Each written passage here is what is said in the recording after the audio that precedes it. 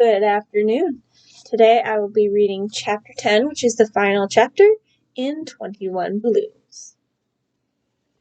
As we left off, Professor Sherman had been talking to Professor M about the 20 balloon emergency get off the island thing, and he had talked to Mrs. M about making him a parachute. Chapter 10. What goes up must come down. I spent the morning of August 26, 1883, or D-Day, the month of the Lamb in Krakatoa, as I had spent the morning before, swimming and sunbathing in that delightful little fine coral beach. After having had a day of light eating at the See's Chinese restaurant, I attacked a Dutch breakfast at Mr. D's with gusto, a breakfast which included many cups of the richest, most delicious hot chocolate I had ever had the pleasure of drinking. I was afraid to go swimming after such a huge meal, so I took a sun bath with my good friend Mr. F. for an hour or so when we reached the beach. I was pleased to see that I was getting quite tan. I got my first real burn when I made my bizarre nude arrival to Krakatoa, added to the day we flew the balloon merry-go-round, and considerably darkened in the morning before the beach, so that I was fast losing my comparatively pale appearance which so distinguished me from my fellow Krakatoians. "Up till now," said Mr. F. as the movement of the earth's surface rolled him over near me, "you have asked me many questions which I have done my best to answer. I think you now know just about all there is to know about life on the island. Now I am going to ask you to tell me all you can think of in the way of news about my native city, San Francisco, a city from which you have just arrived and which I haven't seen in over 7 years." "That's fair enough," I said. Then I started to think of how best to do this. As a schoolteacher, I was pretty well tied down to a rather monotonous form of urban life, but I did get to know a lot of people. I conducted class for children between the ages of 10 and 15, which was the ages of children of the Krakatoan families. I reasoned, therefore, that the parents of the children I taught must have been the same age as Mr. F. I described San Francisco to him as a social columnist world, telling him about these people as if they were my closest friends, telling him that what they were doing in terms of parties, minstrels, circuses, theaters, dinners, and whatever social functions I could remember having attended with any of them. This proved to be an excellent idea, for he had known some of the people I mentioned, and I had heard others talked about by friends of his in Krakatoa. I suppose one doesn't think of one's hometown in terms of streets and buildings, much as those do personal associations, friends, and relatives. Whenever I mentioned a friend of his eyes lit up, and he started firing all sorts of questions at me. He was amazed at the many detailed stories and anecdotes I could tell about their children. "You must be very fond of children," he said. "You seem to take such a humorous and sympathetic attitude towards stories of their classroom tricks and pranks." I still had no intention of telling anybody on the island that I had been a schoolteacher, but, of course, in telling Mr. F. about his friends in San Francisco, I had clear memories of their children, to whom I was subjected every day, and their parents, whose homes I only visited on rare, and usually trying and formal occasions. "Yes," I said, gritting my teeth, "I've always been close to children." I continued mentioning more people Mr. F. knew, and recounting as many incidents as I could recall about them. I must say Mr. F. was a good listener. He had been lying down flat on his back. He was now propped up on his elbows and seemed completely fascinated with my account. "Just a minute," he said. "I hate to interrupt you, but I have a wonderful idea. Everybody here is from San Francisco, and I'm sure they would get the same thrill hearing of their old friends and of their friends' children, and I'm getting now.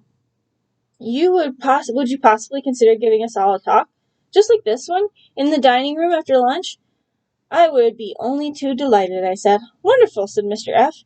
"You can't imagine how much they'll like this. Our conversation here always seems eventually to get around to San Francisco, and we haven't had any real news of our old friends in years." We took a swim, let the sun dry us off, and returned to Mr. F.'s house.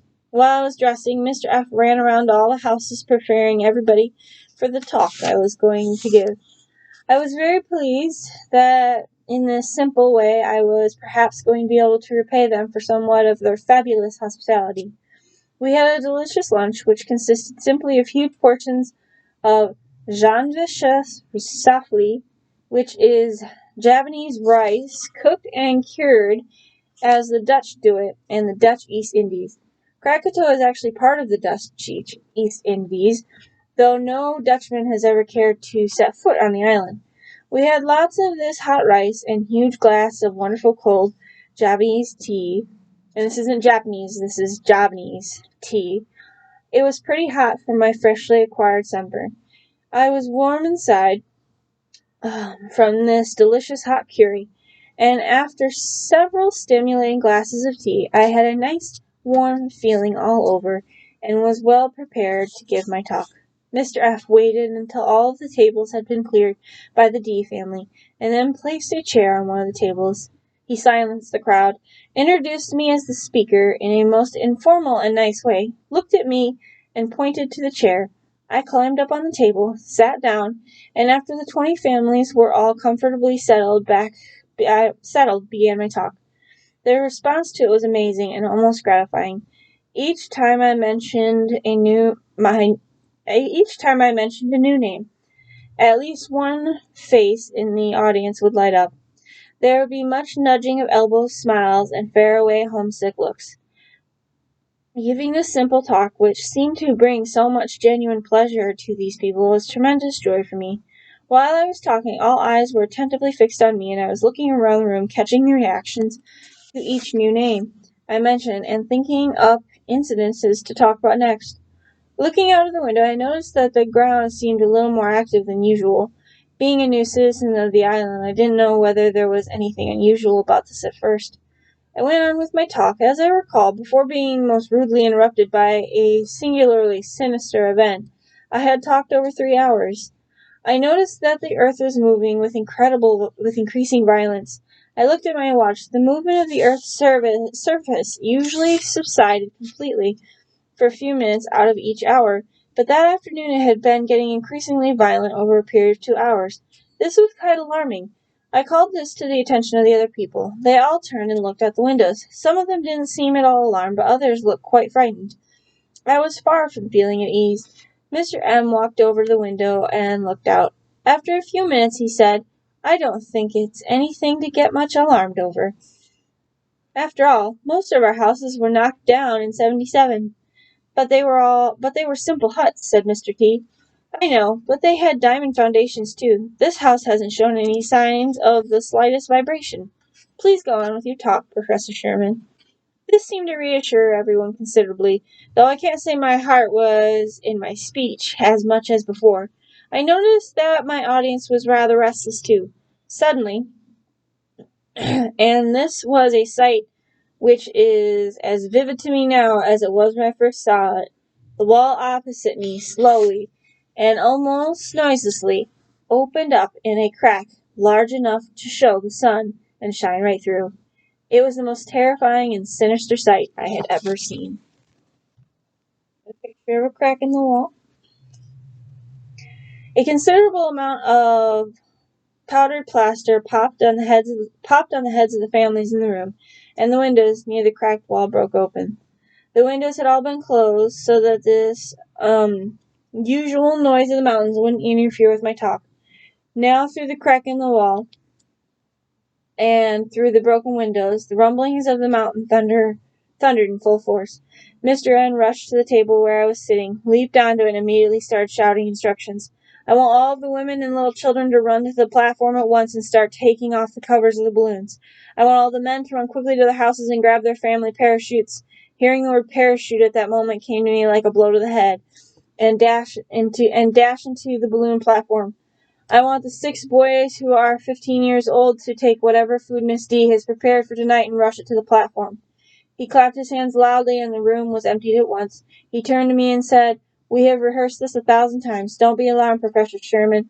I am confident that everything will turn out all right. We'll be off in less than 15 minutes. Now," he said, "you're the only man with no particular job at this time. We have a pretty large amounts of diamonds sewn into a pouch attached to our family parachutes. Why don't you take a bucket and see if you can get to the mines and grab some diamonds?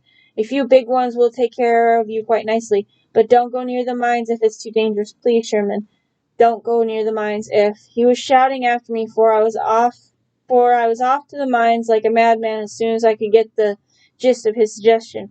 Unfortunately for me, this was a waste of time.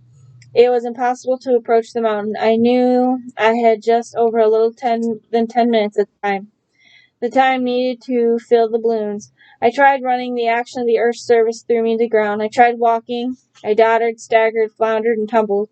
I tried crawling, but the earth's rumblings and heavings kept rolling me over my side. I looked up at the mountain head and saw at once that it would be impossible to reach the short time allotted me. I threw away my bucket, turned, and ran through the village for the platform, reeling, buckling, and falling every few feet of the way. It was the last. Oh, tournament. I was the last to see the village of Krakatoa from the ground. I was there in time to see the crystal Krakatoan house splinter and flatten to the ground in a great shower of broken glass. Has some really neat graphic pictures here. I see a house falling apart right there. Mr. Sherman struggling to get back up. I bet it looks like Mr. Sherman's being pulled up by some people on the floating dock.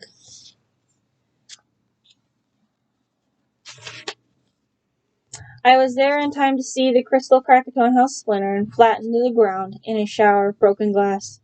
The M's Moroccan house, full of those amazing inventions, was burning like a huge plum pudding, due, no doubt, to a short circuit in the electric living room. When I arrived at the balloon platform, it was straining at all the hoses, ready to leap. There were many hands extended my way. I reached up, and my arms were grabbed just as the balloon platform tore itself away. As I was lifted onto the platform, I remembered 20 pops like champagne corks in rapid succession as the rubber ball and socket connections were broken, and the 81 Krakatoans swiftly bounded off into the air. The first moments on the platform were bedlam. Some of the women were screaming, some of the children were crying, and men were feverishly trying to connect the hoses to the hydrogen tank, and the boys who controlled the levers allowing gas to enter the balloons were shouting at the men to hurry up so that they could level the platform. We were flying right at the mountain in an uncomfortable slant, and we were all gaining altitude very fast. It required a certain amount of patience and a 150-pound push to snap the hose connections together. The men, in their fantastic hurry, would each grab an end of the hose and start pushing them together towards each other, then slip and bang their heads. 3 minutes after our takeoff, everybody was shouting at once except me. I was afraid to interfere in that supposedly well-rehearsed maneuver for fear of receiving an excited, angry punch to the nose. The hoses were finally all connected in one of those desperate last-minute action moments of confusion. Every boy added gas to his balloon at once. Mr. M dumped the water used to insulate the hydrogen tanks off the platform with a trip of a foot lever, and the giant platform rose just in time to clear the mountaintop. We flew directly over the crater. Here, instead of being sucked downward by the vacuum, as we had been in the balloon merry-go-round when the mountain was calm, we were greeted by a roaring, swift upward blast of hot air which catapulted us far up into the sky. When we were about half a mile up, we were comparatively still. There might have been a little wind, but it wasn't strong enough to blow us off this hot, sulphurous air shaft. We were trapped in the top of it like those celluloid balls in upward streams of water in shooting galleries. Ladies and gentlemen, we spent the night, a horribly long, sleepless, broiling night, on top of this volcano.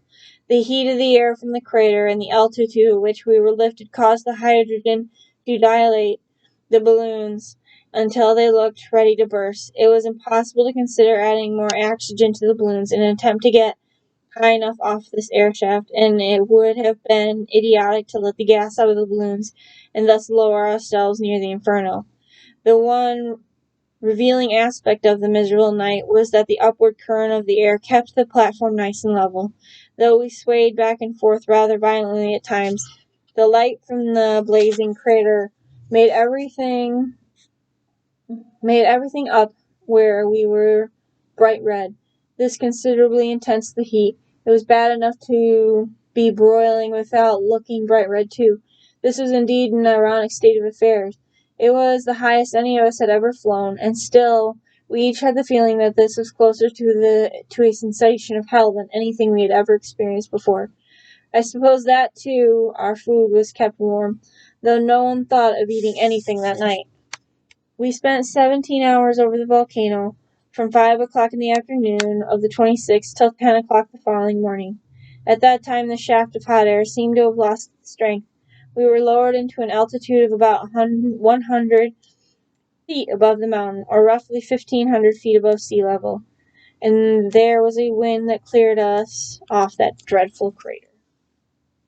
So it's got the crater down below, and all the heat pushing them up and keeping, you can see it on the sides here, it was keeping them trapped.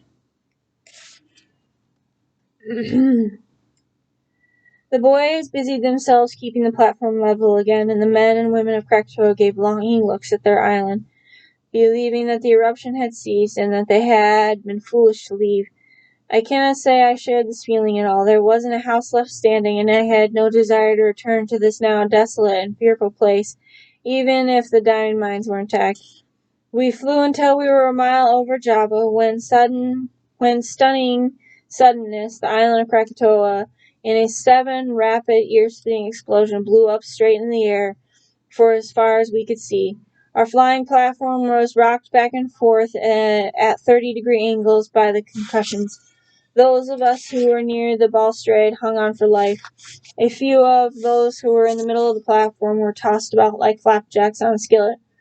We were 27 miles away from the island when it happened, which was just about far enough away for safety. Any closer and we would have been dumped right off the platform and onto the Sunda Strait. We couldn't see what was left of Krakatoa because it was wrapped in a thick, huge, tremendously tall black cloud of pumice, ashes, smoke, lava, dirt, and what I suppose a few $1 billion worth of diamonds thrown in. We were fortunate in that the explosion was followed by a strong air current, produced in the same manner as waves in the surface of a lake when a stone is thrown in. We were swiftly being taken away from the scene of the eruption. That's some people on the contraption, and they're kind of trapped in ash. We were afraid that ashes, rocks, and even diamonds might fall on us and pierce our balloons, but all that actually happened of that nature was that we were soon enveloped by a thick black dust cloud that was so dense that it was almost impossible to see through, making it extremely difficult to keep the platform level. We traveled with this cloud for hours, not being able to see whether the ground or the sea was beneath us, and fearing the horrible fate of crashing into a mountaintop of lava. Into a mountaintop in Java, the other nearby island.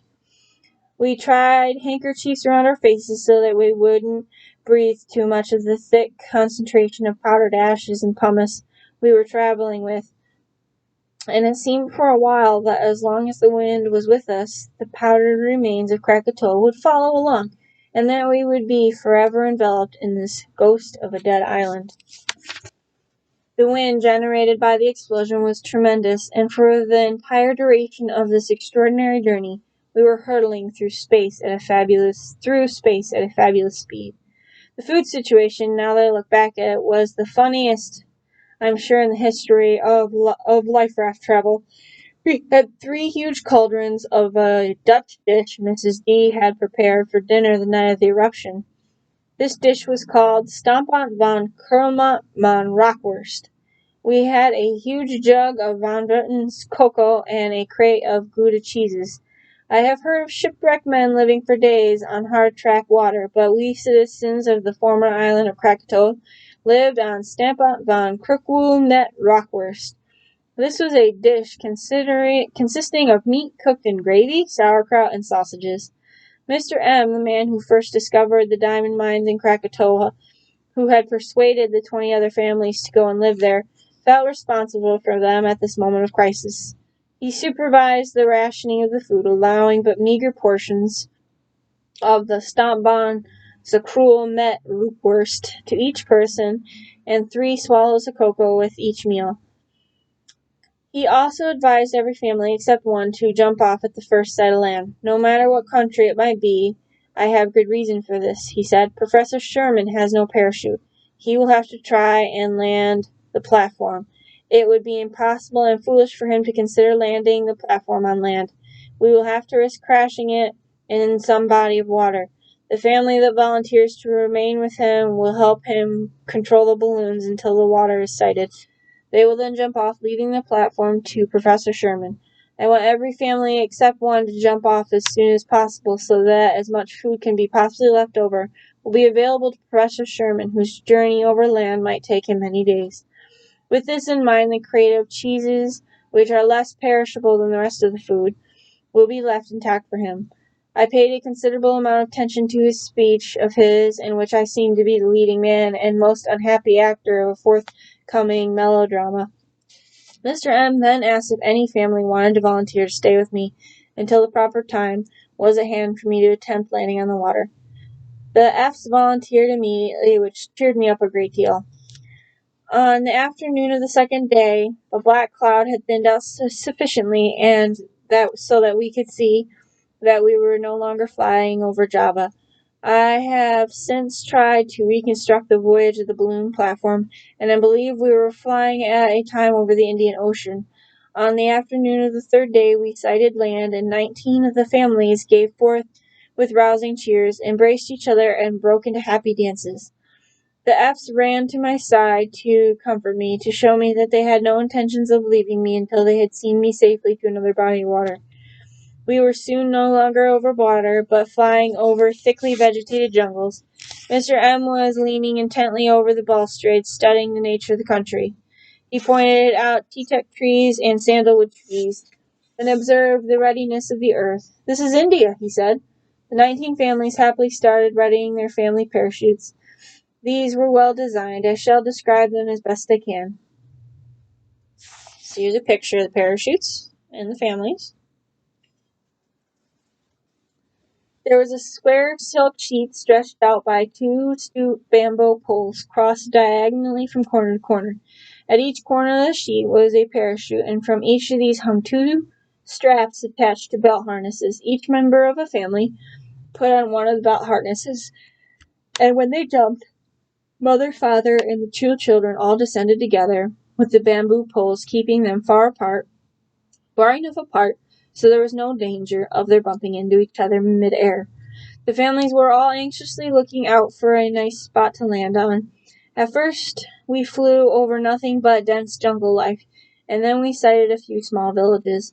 Mr. M advised everybody to avoid coming down in a village because the natives might not know what to make of parachutes. They waited until they saw a proper spot in the distance, which was a rather soft-looking plateau, said goodbye to the F's and me, earnestly wishing us the best of luck, and then all jumped at once as to be together after they landed.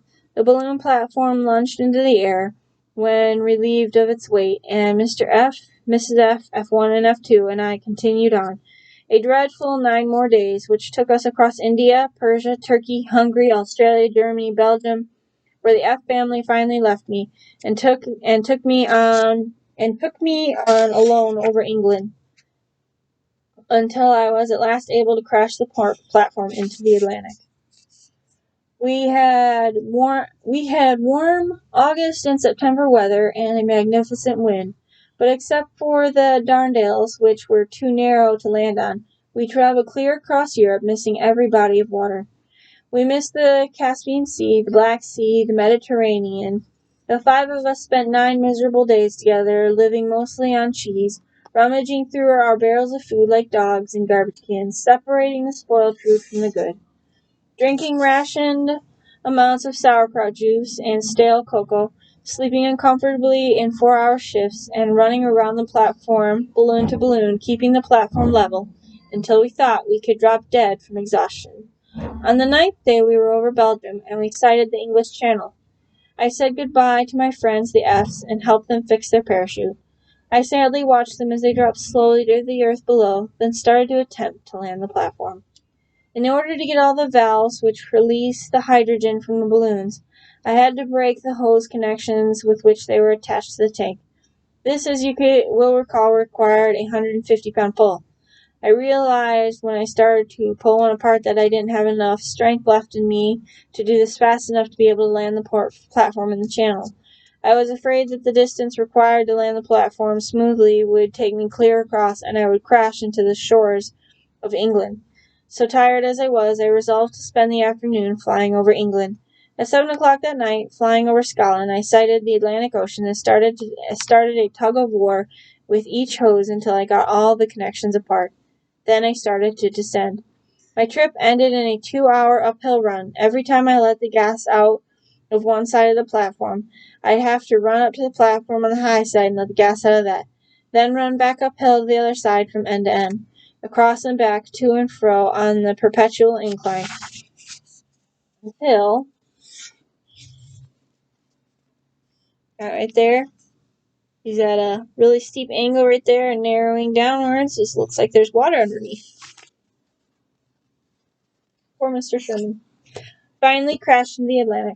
I kept being reminded of the Valverdale and Hyde act that I had once seen in the London Music Hall.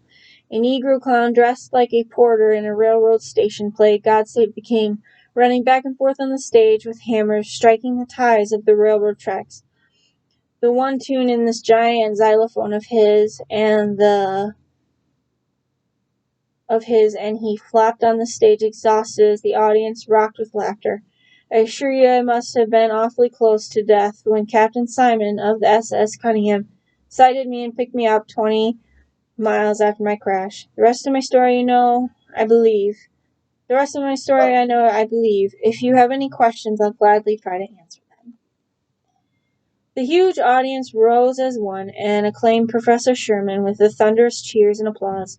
After 10 minutes of this hubbub, the mayor, who had been wildly shaking the professor's hand, patted him on the back, walked up stage, and held up his hands to quiet the audience. "Have you any questions?" he asked. There was a silent pause, and then a man in the audience shouted, How were you able to give us such a wonderful talk in your sickened condition, Professor Sherman? "Ha ha," shouted the professor, leaping from bed. "I feel fine. I rested up completely on the presidential train on my 5-day trip across the country. I could have made the talk standing up, but when I saw this beautiful bed on the speaker's platform, I thought I'd be a stupid fool if I passed it up." The crowd laughed loudly at this, clapped in its approval. Then it wouldn't stood up. "What are you going to do now, Professor?" she yelled. With a broad grin on his face, Professor William Waterman Sherman rolled up his coat sleeves and showed his shirt cuffs. His diamond cufflinks blazed and twinkled as they reflected the many rays in the footlights. "I have here a pair of diamond cufflinks made simply of 4 diamonds the size of lima beans. They were given me by my good friend Mr. F. the first day I landed on Krakatoa. I'm going to first sell these cufflinks, then build myself a balloon, which I shall christen Globe the Second. I shall attach to this balloon a basket house and a seagull catcher, on which I am working now. Using the food for the ballast, I plan to spend 1 full year in the air, 1 year of truly delightful living, a year in a balloon." The end. That is the end of 21 Balloons. That was a really good story. This author also has other stories he's known for. He also is the author of William Penn Du Bois. I might be saying that wrong.